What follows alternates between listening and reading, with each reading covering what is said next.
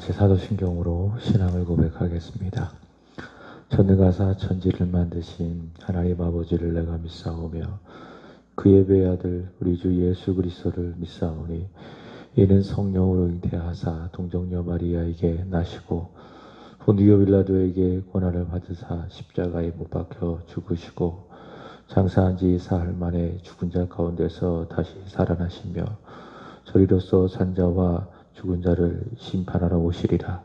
성령을 믿사오며 거룩한 공예와 성도가 서로 교통하는 것과 죄를 사하여 주시는 것과 몸이 다시 사는 것과 영원히 사는 것을 믿사옵나이다. 아멘. 190장입니다. 190장 성령이여 강림하사 찬송하겠습니다. 성령이여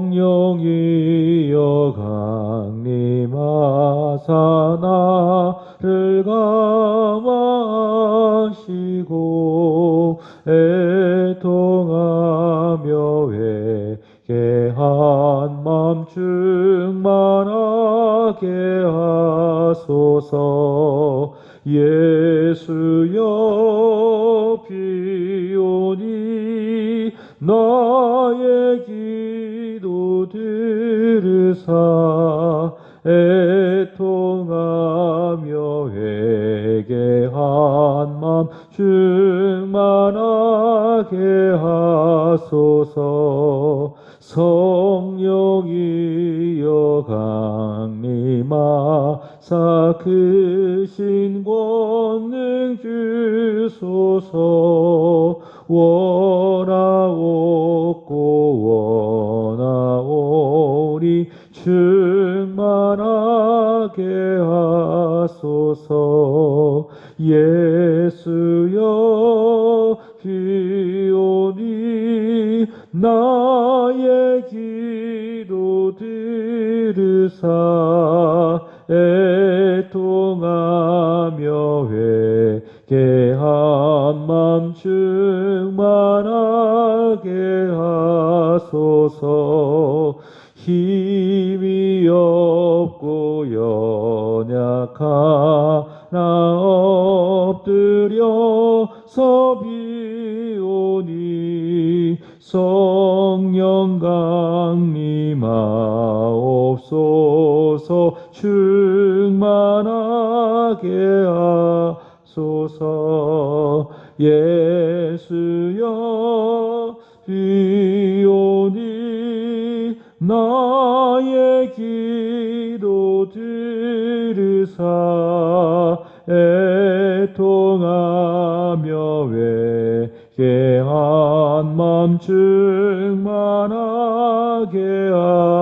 하소서. 정케하고 위로하사 복을 받게 하소서. 충만하게 하시오니 무한 감사합니다. 예수여 비오니 나의 기도 들으사 애통하며 회개한 맘 충만하게 하소서. 아멘. 사도행전 10장 34절부터 48절까지입니다. 사도행전 10장 34절로 48절까지입니다. 베드로가 입을 열어 말하되 내가 참으로 하나님은 사람의 외모를 보지 아니하시고 각 나라 중 하나님을 경외하며 의를 행하는 사람은 다 받으시는 줄을 깨달았도다. 만유의 주 되신 예수 그리스도로 말미암아 화평의 복음을 전하사 이스라엘 자손에게 보내신 말씀 본 요한이 그 세례를 반포한 후에 갈릴리에서 시작하여 온 유대에 두루 전파된 그것을 너희도 알거니와 하나님이 나사렛 예수에게 성령과 능력을 기름 붓듯 하셨음에 그가 두루 다니시며 선한 일을 행하시고 마귀에게 눌린 모든 사람을 고치셨으니 이는 하나님이 함께 하셨습니다. 우리는 유대인이 유대인의 땅과 예루살렘에서 그가 행하신 모든 일의 증인이라. 그들이 나무에 달아 죽였으나 하나님이 사흘 만에 다시 살리사 나타나시되 모든 백성에 가신 것이 아니요 오직 미리 택하신 증인 곧 죽은 자 가운데서 부활하신 후 그를 모시고 음식을 먹은 우리에게 하신 것이라. 우리에게 명하사 백성에게 전도하되 하나님이 살아있는 자와 죽은 자의 재판장으로 정하신 자가 곧 이 사람인 것을 증언하게 하셨고 그에 대하여 모든 선지자도 증언하되 그를 믿는 사람들이 다 그의 이름을 힘입어 제사함을 받는다 하였느니라. 베드로가 이 말을 할 때에 성령의 말씀 듣는 모든 사람에게 내려오시니 베드로와 함께 온 할례 받은 신자들이 이방인들에게도 성령 부어주심으로 말미암아 놀라니 이는 방언은 말하되 하나님을 높임을 들음이로라. 이에 베드로가 이르되 이 사람들이 우리와 같이 성령을 받았으니 누가 능히 물로 세례 베품을 금하리요 하고 명하여 예수 그리스도의 이름으로 세례를 베풀라 하니라. 그들이 베드로에게 며칠도 머물기를 청하니라. 아멘. 오늘로써 사도행전 10장이 끝나게 되어지는데 사도행전 10장은 고넬료의 회심이죠. 고넬료의 회심인데 이 고넬료의 회심으로 인한 이방 선교가 구체적으로 시작이 되고 그리고 동시에 베드로조차도 복음을 전한다라고 하는 이 베드로조차도 유대인이라고 하는 그 특권 의식이 있었죠.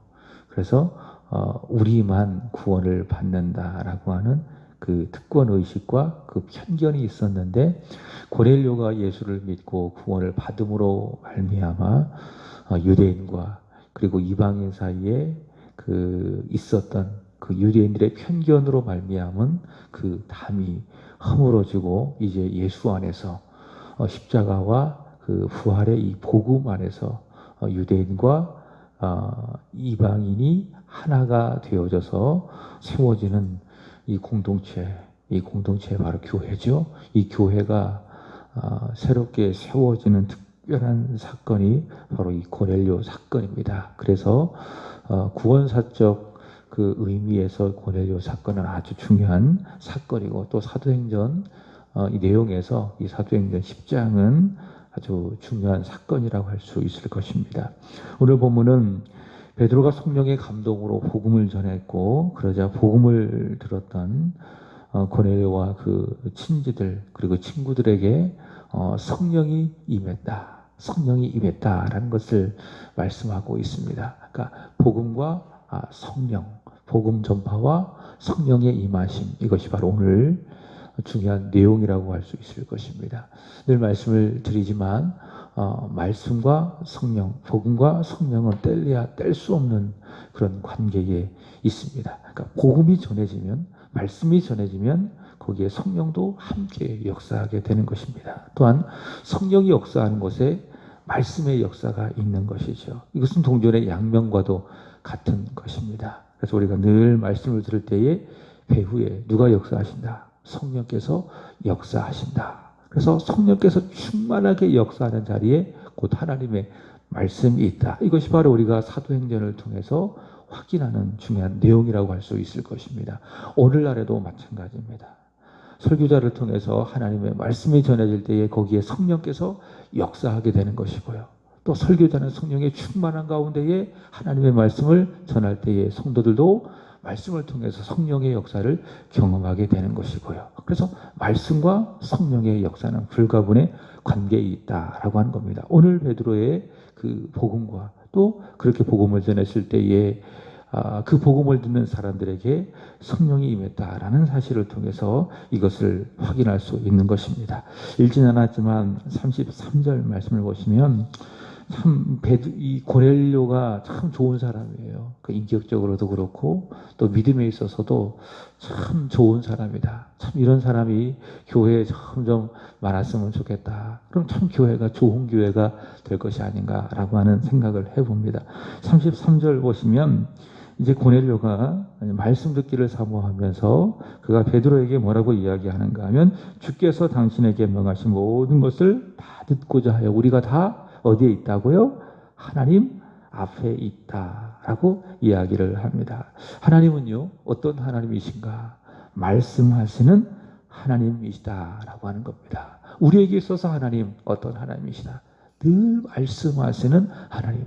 구약 시대에는 선지자를 통해서 말씀을 하셨지만 이 시대에는 예수 그리스도를 통해서 말씀해 주시고 특별히 예수 그리스도의 말씀, 기록되어진 말씀, 계시된 말씀 무엇이죠? 성경. 성경을 통해서 하나님은 우리에게 말씀해 주시는 하나님. 또 그리고 그 성경을 해석하는 설교자를 통해서 목사를 통해서 우리에게 말씀해 주시는 하나님. 그래서 목사의 설교가 하나님의 말씀인가 라고 했을 때에 그렇다라고 합니다. 종교개혁자 루터는 이렇게 이야기합니다. 목사가 기록되어진 하나님의 말씀을 근거로 해서 설교할 때에 그것은 하나님의 말씀이다. 그렇게 이야기를 했습니다. 하나님은 성경을 통해서도 우리에게 말씀해 주시고 또 세워진 설교자, 목사를 통해서 설교할 때에 그것도 하나님의 말씀이기 때문에 설교자를 통해서 하나님께서는 우리에게 말씀해 주신다. 오늘 고넬료가 바로 그것을 알았습니다. 고넬료는 하나님께서 베드로를 통해서 자기에게 말씀해 주신다라는 것을 그가 믿었기 때문에 뭐라고 이야기합니까? 우리가 다 하나님 앞에 있나이다. 우리가 다 하나님 앞에 있나이다 라고 이야기합니다. 이것이 바로 하나님의 말씀을 듣는 자세가 되어야 할 것입니다. 하나님께서 바로 지금 나에게 이 시간 이 자리에서 목사님을 통해서 나에게 말씀하신다. 그래서 나는 지금 누구 앞에 있다? 하나님 앞에 있다. 이런 믿음으로 우리가 말씀을 들어야 합니다. 그렇게 우리가 말씀을 들을 때에 그 말씀이 들려지는 겁니다. 그리고 그 말씀이 나에게 은혜가 되는 것입니다. 지금 나는 사람 앞에 있는 것이 아니라 누구 앞에 있다? 하나님 앞에 있다. 이런 자세로 우리가 말씀을 들어야 성령이 역사하고 말씀이 들려지고 깨닫게 되고 거기에 대하여 우리는 사람의 말로 들려지는 것이 아니라 하나님의 말씀으로 들려지기 때문에 우리는 아멘 할 수 있고요. 그리고 순종하여서 계시록에서 이야기하는 것처럼 우리는 복을 받게 되는 겁니다. 또 하나님께서도요, 누구에게 말씀하시느냐, 누구에게 말씀하시느냐. 오늘 고넬료처럼 우리가 다 하나님 앞에 있습니다 라고 믿음의 마음을 가지고 마음이 활짝 열린 바로 그 사람에게 하나님께서는 말씀해 주십니다. 말씀을 전하지만 들으려고 하지 않는 사람, 마음을 닫고 있는 사람, 혹 듣는다 할지라도 건성으로 듣고 한 귀로 흘려버리는 그 사람에게는 하나님께서는 말씀하지 않는 것입니다. 오늘도 하나님 앞에서 늘 하나님의 말씀을 듣는 믿음의 사람으로 세워져 가는 저와 여러분이 되기를 바랍니다. 오늘 이 시간뿐만이 아니라 우리가 모든 예배 시간에 바로 이러한 자세로 하나님의 말씀을 들어야 할 것입니다. 하나님 앞에 우리가 서 있습니다. 하나님은 목사님을 통해서 나에게 말씀하여 주십니다. 제가 잘 듣고 깨달아 순종하겠습니다. 하나님 앞에서 살겠습니다. 이런 믿음과 이런 자세로 말씀을 듣는 저와 여러분이 되기를 바랍니다. 자, 이제 하나님께서는 하나님 앞에 서 있는 고넬료와 그의 사람들에게 말씀해 주시는데 하나님은 베드로를 통해서 고넬료에게 꼭 필요한 말씀을 전하는 겁니다. 즉 복음을 전하게 되는 겁니다. 왜냐하면 성령께서는 베드로를 보내셔서 복음을 전하게 하기 위해서 그렇게 하셨기 때문에 하나님께서는 복음을 전하시게 되는 겁니다. 앞서 사도행전 7장에서도 그렇고요. 사도행전을 보면 설교들이 쭉 나옵니다. 앞서 확인했던 스데반이 전했던 그 복음이 있지요. 굉장히 긴 내용이죠. 이스라엘의 역사를 통해서 특별히 유대인들의 불신앙을 말하면서 그들이 복음을 믿을 것을 전했고요. 그게 스데반이 전했던 복음이고요. 그 다음에 빌립이 스데반의 죽음으로 말미암아 흩어졌죠. 어디까지 흩어졌는가 하면 사마리아까지 흩어져서 복음을 전했습니다. 그것이 바로 사도행전 8장에 나오는 것이고요. 그리고 사도행전 9장에 가보면 사울의 회심과 사울의 사명이 나오죠. 예수를 만난 사울이 다메섹에서 회당으로 뛰어가서 사명을 따라 복음을 전했습니다. 그 복음의 내용은 예수는 하나님의 아들이시다라고 선포하고 또 예수께서 그리스도이심을 증명하고, 자, 이렇게 스데반과 또 빌립과 사울이 전했던 복음, 그러나 이 복음의 핵심은 하나입니다. 말씀드린 것처럼 예수입니다. 예수가 바로 그 복음의 중요한 내용이다. 예수는 하나님의 아들이시다. 그리고 그 예수는 죄를 위해서 이 세상에 오셨고 십자가에서 죽으셨고 다시 부활하셨다. 누구든지 그를 믿으면 영원한 생명을 얻는다. 누구든지 그를 믿으면 죄 용서받고 의로운 하나님의 자녀가 된다. 이것이 바로 그들이 전했던 복음의 공통점이다라고 하는 겁니다. 여기 베드로가 전하는 복음의 내용도 복음의 핵심도 마찬가지. 누굽니까? 예수 그리스도. 그것이 바로 베드로가 전했던 복음의 핵심적인 내용이다라고 하는 겁니다. 특별히 이 베드로는요, 이 복음을 듣는 대상이 유대인입니까? 아니면 이방인입니까? 이방인이죠. 그리고 중요한 내용은 하나님은 유대인이라 그리고 이방인이라 똑같이 받아주신다. 유대인과 이방인 사이에 담이 허물어지고 이제 복음 안에서 하나가 되는 그런 전제가 있기 때문에 베드로는 이들에게 전하는 복음을 뭐라고 이야기하는가 하면 여기 보십시오.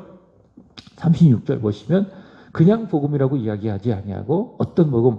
화평의 복음이라고 이야기합니다. 이제는 예수 안에서 십자가 안에서 유대인과 이방인들이 하나가 되기 때문에 한 몸이 되기 때문에 이들에게 전하는 복음을 뭐라고 이야기하는가 하면 화평의 복음이라고 이야기하는 거예요.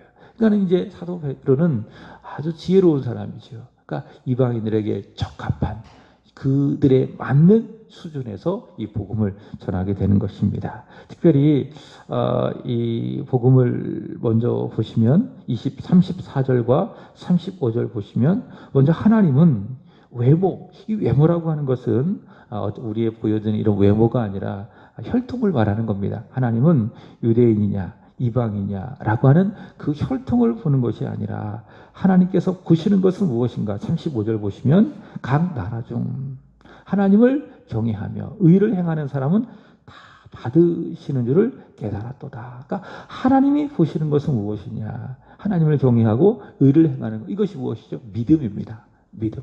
마음의 중심. 바로 이 믿음을 보신다.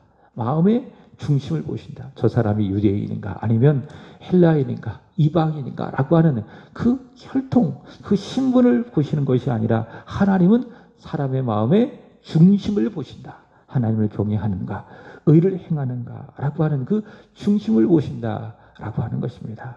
사무엘상 16장 17절 말씀을 보시면 사람은 무엇을 봐요?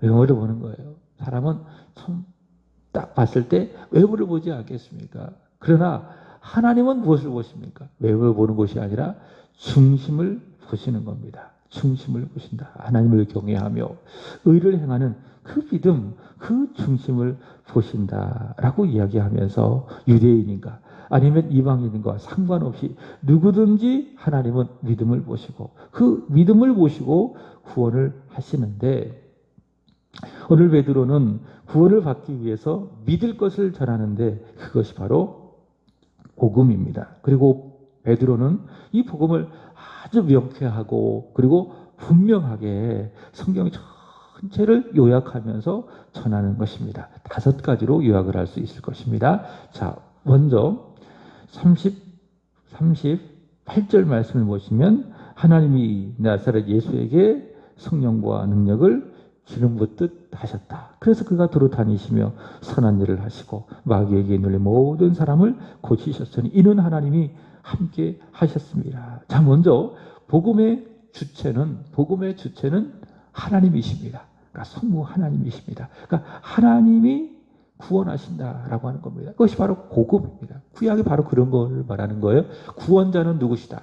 하나님이시다. 근데 어떻게 구원하시느냐? 그리스도를 통해서 구원하신다. 이것이 바로 이제 구약의 중요한 내용이고요. 하나님이 그리스도를 통해서 구원하시는데 하나님이 세우신 그리스도가 누구냐? 바로 예수다. 이것이 바로 신약의 내용이다라고 하는 겁니다. 늘 복음의 주체는 하나님이시라는 거예요. 그래서 요한복음 3장 16절의 말씀을 보시면 이렇게 이야기하죠. 복음의 핵심, 성경 전체의 요한복음 3장 16절. 하나님이 세상을 이처럼 사랑하사 독생자를 주셨으니 이는 그를 믿는 자마다 멸망하지 않고 영생을 얻게 하려 하십니다. 그죠? 구원하시는 주체 누굽니까? 하나님입니다. 하나님이 독생자 예수를 통해서 구원하신다라고 하는 거예요. 여기도 마찬가지예요. 하나님이 나사렛 예수에게 성령과 능력을 기름 붓듯 하셨다. 그래서 그가 구원의 사역을 행하셨다. 그것이 바로 선한 일이고 마귀에게 눌린 모든 사람을 고치신 일이다 라고 하는 것입니다. 자, 두 번째로, 자, 그가 우리를 위해서 당한 십자가를 전하죠. 십자가가 빠지면 안 되죠. 자, 그래서 39절 말씀을 보시면 우리는 유대인의 땅과 예루살렘에서 그가 행하신 모든 일의 증인이라. 그들이 나무에 달아 죽였으나. 자, 복음의 두 번째 핵심 무엇입니까? 그 하나님께서 성령과 능력으로 세우신 그리스도 예수께서 우리를 위해서 어디에서 나무라고 하는 것은 십자가죠. 십자가에 달려 죽으셨다라고 하는 겁니다. 그 다음에 40절 보시면 세 번째 복음의 또한 핵심 무엇입니까? 부활입니다. 부활. 그래서 복음의 두 가지 핵심 꼭 이게 있어야 복음이라는 겁니다. 첫 번째 예수 그리스도의 십자가, 저와 여러분의 죄를 위한 대속의 십자가. 두 번째는 무엇입니까? 부활. 그러나 예수께서 우리를 위해서 죽으셨지만 다시 살아나셨다라고 하는 부활입니다. 자, 40절도 마찬가지입니다. 부활. 자, 특별히 하나님이 다시 나옵니다. 하나님이 누구를? 예수를 살리셨다. 하나님이 그에게 성령과 능력을 기름 붓듯 하셔서 선한 일을 행하셨다. 그리고 하나님이 죄를 위해서 죽으셨지만 그를 다시 살려주셨다라고 하는 겁니다. 이것이 바로 부활, 복음이고 복음의 세 번째 내용이고요. 그 다음에 네 번째로는 42절입니다. 42절 말씀을 보시면 이렇게 이야기하죠. 우리에게 명하사 백성에게 전도하되. 그죠? 자, 예수께서 성령과 능력을 기름 붓듯 하셔서 선한 일을 행하셨어요. 그리고 죽으셨어요. 그리고 부활하셨어요. 이것이 바로 복음의 중요한 내용인데 이 복음의 내용을 어떻게 해야 됩니까? 보았던, 경험했던 사람들이 전해야 되는 거예요. 전하지 않으면 들을 수가 없는 겁니다. 그죠? 듣지 않으면 구원을 받을 수 없으니까는 하나님께서 그 복음을 전할 수 있도록 사도들을 세운 거예요. 복음의 증인으로. 그래서 이 사실을 어떻게 했습니까? 사도들이 전한 겁니다. 그것이 무엇이죠? 전도입니다. 전도. 그러니까 예수를 전하는 것을 전도라고 이야기하는데 전도하되 하나님이 또 마찬가지죠. 하나님이 누구를? 예수를 살아있는 자와 죽은 자의 재판장으로 정하셨다라고 하는 겁니다. 이것이 바로 복음의 내용 네 번째. 그 다음에 다섯 번째입니다. 자, 43절 보시면 그에 대하여 모든 선지자도 증언하되 그를 믿는 사람이 다 그의 이름을 힘입어 무엇을 받는다? 제사함을 받는다. 그죠? 살아있는 자, 죽은 자의 재판장으로 세워주신 주 예수 그리스도, 저와 여러분을 위해서 이 세상에 오시고 또 십자가에서 죽으시고 다시 부활하신 그 예수 그리스도를 믿는 사람들은 다 그의 이름을 힘입어 무엇을 받는다고요? 죄사함을 받는다. 영생을 얻는다. 하나님의 자녀가 된다. 이것이 바로 베드로가 전했던 복음의 중요한 내용입니다. 참 은혜가 돼요. 야, 베드로, 그 학문을 제대로 배우지 못한 사람이거든요. 근데 굉장히 복음을 논리적으로 명쾌하게 전하는 것을 볼 수가 있습니다. 사실 이것만 알아도 되는 거예요. 이것만 알면 우리는 성경 전체의 내용을 정확하게 안 것이라 다름이 없는 겁니다. 그래서 내가 오늘 죽는다 할지라도 이 복음의 내용 5가지만 정확하게 알고 마음으로 믿으면 나는 구원받는 거예요. 그리고 영생을 얻고 저 천국에 들어가는 거예요. 다시 한번 정리합니다. 하나님이 나사렛 예수에게 성령과 능력을 기름 붓듯 하셨다. 그가 선한 일을 행하시고 많은 귀신을 쫓아내시고 고치셨다. 그리고 그 예수 그리스도께서 십자가에서 죽으셨다. 그러나 하나님이 그를 사흘 만에 다시 살려주셨다. 그리고 하나님께서 그렇게 살리심으로 그를 살아있는 자와 죽은 자의 재판장으로 세우셨다. 누구든지 그를 믿으면 그의 이름으로 말미암아 죄사함 받고 하나님의 자녀가 된다. 영생을 얻는다. 이것이 바로 무엇입니까? 복음. 성경 전체의 핵심, 베드로가 전하는 복음의 중요한 내용이라고 할 수 있을 것입니다. 자, 근데 이렇게 복음을 전했을 때에 그 배후에 누가 역사했어요? 성령께서 역사하신 겁니다. 그러니까 고넬료를 여기까지 이끌어 가신 분이 누구예요? 성령님이에요. 고넬료에게 환상을 3번이나 보여주시고 또 그 환상을 따라서 움직일 때에 감동시켜 주셔서 결국 고넬료 앞에 이끌어 가신 그 성령께서 지금까지 역사했던 것처럼 베드로가 복음을 전했을 때에도 동일하게 강력하게 역사하시자 44절 보시면 베드로가 이 말을 할 때 이 말이 뭐죠? 복음입니다. 복음을 전할 때에 성령이 말씀을 듣는 누구에게? 모든 사람에게. 그죠? 성령이 내려왔다 이렇게 하지 않아요. 누구에게 내려왔다고요? 말씀을 듣는 사람, 믿음이 있는 사람, 하나님을 경외하고 의를 행하는 사람, 진정한 믿음의 사람에게 누가 나오는 거예요? 누가 임하시는 거예요? 성령이 임하시는 거예요. 아무에게나 성령이 임하는 거 아니에요. 예수님께서도 말씀하지 않으셨습니까? 구하는 자에게 성령을 주시지 않겠느냐. 누가 성령을 받아요? 구하는 사람, 기도하는 사람, 그 사람에게 성령이 임한다.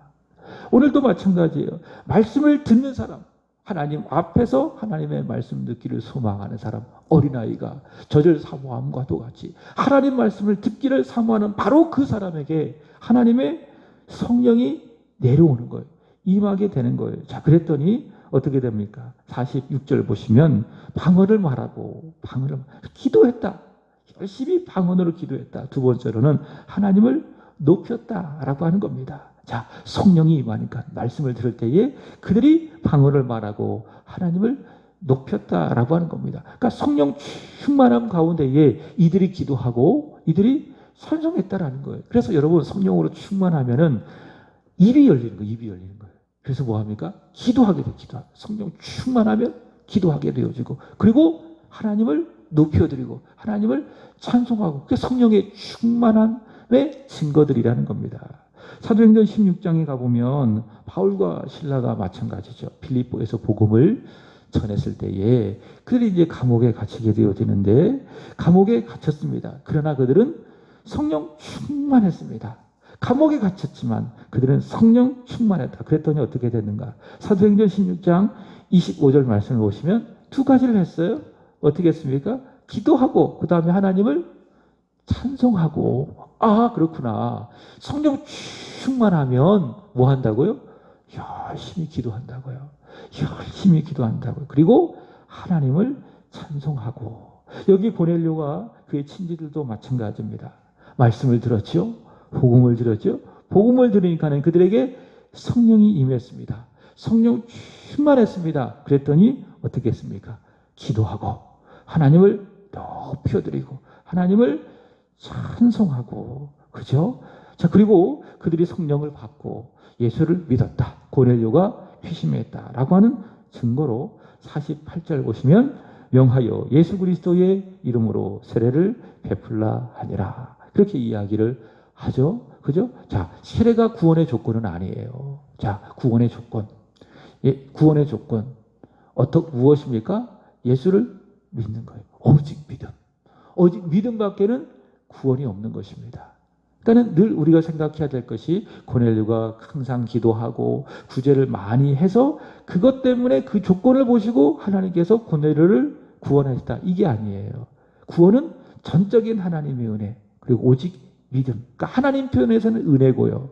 우리 편에서는 믿음으로 받는 거예요. 이것이 바로 구원의 유일한 조건이에요. 그러니까 고넬료가 세례를 받던 것도 마찬가지예요. 그가 세례를 받았기 때문에 구원을 받은 것이 아니에요. 구원을 받았기 때문에 세례를 준 거예요. 그러니까 세례는 구원의 조건이 아니다. 구원의 조건은 오직 하나님의 은혜, 오직 믿음이다라고 하는 겁니다. 고넬료가 하나님의 은혜를 따라서 성령을 받고 예수를 믿었기 때문에 베드로는 그에게 무엇을 주었지요? 세례를 주었습니다. 예수 그리스도를 믿음으로 말미암아 그는 세례를 받고 하나님의 자녀가 되어지고, 자, 이를 통해서 이제 구체적으로 이방인들에게도 생명의 복음이, 구원의 복음이 전파되어지는 겁니다. 그리고 이제는 유대인이냐 이방인이냐라고 하는 그 하나님의 은혜 안에서 그 신분의 구분이 사라지는 거예요. 이제는 예수 안에서, 복음 안에서 하나님의 자녀가 되는 사람들의 공동체, 교회가 구체적으로 세워지고 그 교회를 통해서 이제 복음이 땅끝까지 전파되는 겁니다. 자, 바로 그런 중요한 내용이 사도행전 10장에 나오는 고넬료의 회심이라고 할 수 있을 것입니다. 말씀을 마칩니다. 말씀을 들을 때마다 주 예수 그리스도의 복음을 전하고 또 우리가 들을 때마다 성령의 역사와 임재를 경험하게 되기를 바랍니다. 먼저는 복음을 전하는 이 설교자, 이 목사님들이 성령으로 충만할 수 있도록 여러분이 기도해 주셔야 돼요. 성령 없이 설교하는 것만큼 얼마나 불행한 일이 있겠습니까? 참 안타까운 것이죠. 그러니까 성령에 사로잡혀서 성령으로 말미암아 설교해야 설교자도 은혜가 되어지고 또 설교를 듣는 분들도 은혜가 되어지고, 자, 말씀이 전파될 때마다 말씀을 전하는 자나 듣는 자나 한 성령으로 충만하게 성령의 역사와 임재를 경험하게 되기를 바랍니다. 오직 하나님의 말씀으로 저와 여러분이 오늘 하루도 성령으로 충만하여서 오늘 고넬료와 그의 친지들이 그랬던 것처럼 항상 기도하고 항상 찬송하면서 항상 기도와 찬송 가운데에 오늘의 어려움 이겨내고 오늘의 재난을 잘 감당하는 저와 여러분이 되기를 바랍니다. 어제도 이 복음을 또 전하면서 또 전도하면서 한번 쭉 이 주변을 둘러보았어요.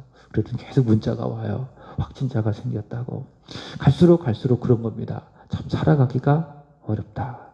하루하루 살아가는 것이 하나님의 은혜이다. 이럴 때 우리는 어떻게 해야 됩니까? 더 성령 충만해야 되는 거예요. 그렇지 아니하면 이 어려운 시기를 우리는 살아내기가 어려워요. 성령 충만하십시오. 그거밖에는 달리 대안이 없습니다. 하나님 말씀을 잘 듣고 또 순종함으로 저와 여러분이 성령으로 충만하여서 항상 기도하고 찬송하며 살아감으로 말미암아 지금의 이 어려움을 잘 감당하고 이겨내는 저와 여러분 우리 세안교회가 되기를 축복합니다. 기도하겠습니다. 살아계신 하나님, 은혜와 사랑에 진심으로 감사합니다. 저희를 성령 충만하게 하여 주시옵소서. 특별히 하나님 말씀을 들을 때에 귀가 열리고 하나님의 성령의 임재와 역사를 경험하게 하여 주옵소서. 성령으로 말미암아 말씀을 듣게 하여 주시고 깨닫게 하여 주시고 온전히 그 말씀에 순종함으로 말미암아 복을 받는 사랑하는 우리 세한교회 온 성도들이 되게 하여 주옵소서. 어렵고 힘든 상황 성령으로 충만함으로 항상 기도하고 항상 찬송하며 잘 이겨내고 감당하고 끝내 승리할 수 있도록 은혜 위에 은혜를 더하여 주시옵소서. 하나님 이 시간 고넬료처럼 저희 다 하나님 앞에 있습니다. 말씀을 들었사오니 이 시간 기도하기를 원합니다. 하나님 앞에서 믿음으로 구하게 하여 주시고 주님 말씀하신 것처럼 먼저 그의 나라와 그의 의를 구하게 하여 주옵소서. 그리할 때 이 모든 것을 더하여 주시는 하나님의 은혜를 맛보게 하여 주시옵소서. 하나님 오늘은 오구역을 위하여 기도드립니다. 담임 목사님, 사모님 성령 충만하게 하여 주옵소서. 영과 육의 강건함을 허락하여 주옵소서. 요양원에 계시는 이정열 권사님 축복하여 주시고 올 하루도 동행하여 주시고 저 천국을 소망하게 하여 주시고 하나님의 때에 주님 품에 안기는 축복이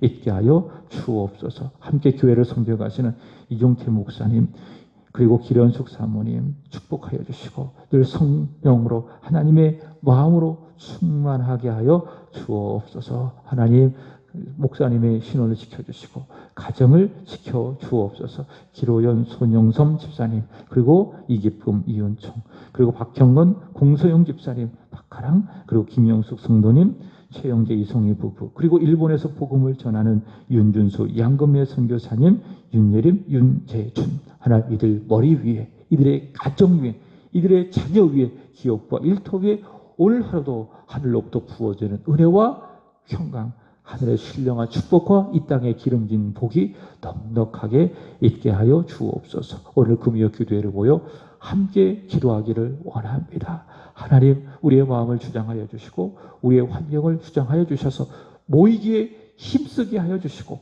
힘써 찬송하고 힘써 기도하고 말씀을 듣는 은혜로운 시간 오늘 금요 기도에 되게 하여 주옵소서. 오늘도 변함없이 믿음으로 말미암아 주님 앞에 드려지는 사랑하는 아들 전지수의 115번째 1000번째 주님 받으시는 향기로운 제물이 되게 하여 주시옵소서. 성령으로 충만한 사람이 되게 하여 주옵소서. 기도하고 찬송하기 잊지 아니하는 믿음의 사람 되게 하여 주옵소서. 주님보다 앞서지 않게 하여 주옵소서. 먼저 기도하며 모든 일들을 시작하게 하여 주옵소서. 저의 손을 오늘 하루도 꼭 붙드시는 주님, 그 주님의 손을 꼭 붙들고 오늘도 모든 일에 승리하는 믿음의 사람 되게 하여 주옵소서. 오늘도 이 앞에 오늘도 하나님 앞에 기도하는 한 분 한 분 하나님 마음 가운데 주 예수 그리스도에게 부어주었던 성령과 능력이 임하게 하여 주시옵소서.